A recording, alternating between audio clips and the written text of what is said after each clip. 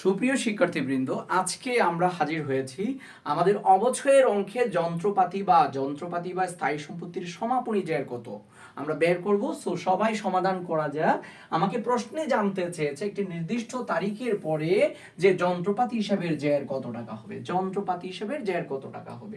So আমাদের প্রশ্নটা হচ্ছে যন্ত্রপাতির ব্যয় যদি জানতে চাই, সো আমরা এই ক্ষেত্রে একটা শর্টকাট আমাদের আর্থিক বিবরণী রিলেটেড কনসেপ্ট নিয়ে আমরা কাজ করতে পারবো।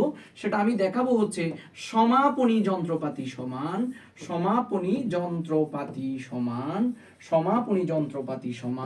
প্রারম্ভিক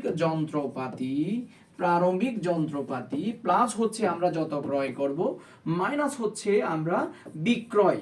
তাহলে বিক্রয়ের বেলায় এই বিকৃত সম্পত্তির হচ্ছে সত্যিকার অর্থে তোমার ক্রয় মূল্য বাদ দিতে হবে। বিকৃত সম্পত্তির কি মূল্য? ক্রয় মূল্য। আবারও বলছি, সমাপনী যন্ত্রপাতি সমান প্রারম্ভিক যন্ত্রপাতি প্লাস ক্রয় মাইনাস হচ্ছে বিক্রয়। তবে বিক্রয়ের বেলায় বিক্রয় মূল্য যাবে না, ওই বিকৃত যন্ত্রপাতির কি মূল্য যাবে? ক্রয় মূল্য বাদ যাবে। আবার বলছি, বিক্রয় মানে এখানে বিক্রয়ের কনসেপ্টটা নিচ্ছে আমরা বিশদ লাইব্রেরি থেকে। আমরা দেখি তাইলে যন্ত্রপাতি হিসেবে যে 1 জানুয়ারি 2012 সালে 9 সালে আমাকে বলছে 1,50,000। তাহলে প্রারম্ভিক যে পেয়ে গেলাম ভাইয়া 1,50,000 টাকা। তারপর বলছে সারা বছরে আমরা 80,000 টাকার যন্ত্রপাতি ক্রয় করা হলো। তাহলে 80,000 টাকার যন্ত্রপাতি ক্রয় করা হলো। এরপরে বলছে যন্ত্রপাতি যার ক্রয় মূল্য ছিল 30,000 টাকা, অবচয় সঞ্চিতি ছিল 12,000 টাকা, বিক্রয় করা হলো 13,000 টাকা। এই জায়গাটাতে আমাদের কনফিউশন হয়।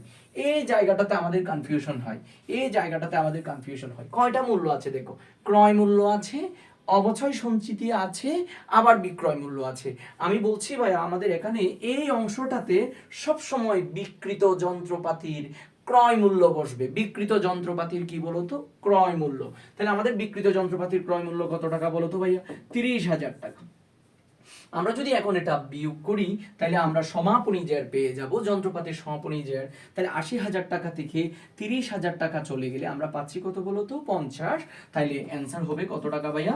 2 লক্ষ টাকা। অ্যান্সার হবে 2 লক্ষ টাকা। আবারও বলছি, আমাদের বিক্রয়ের বেলায় বসবে হচ্ছে বিকৃত যন্ত্রপাতির যে ক্রয় মূল্য কত ছিল।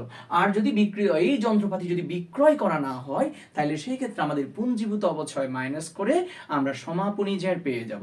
আশা করি সবাই বুঝছেন। এরকম মজার ভিডিও পেতে চোখ রাখুন আমাদের আইডিয়া বিশ্ববিদ্যালয় ভর্তি কোচিং পেজে আর আমাদের ইউটিউব চ্যানেলে। ধন্যবাদ।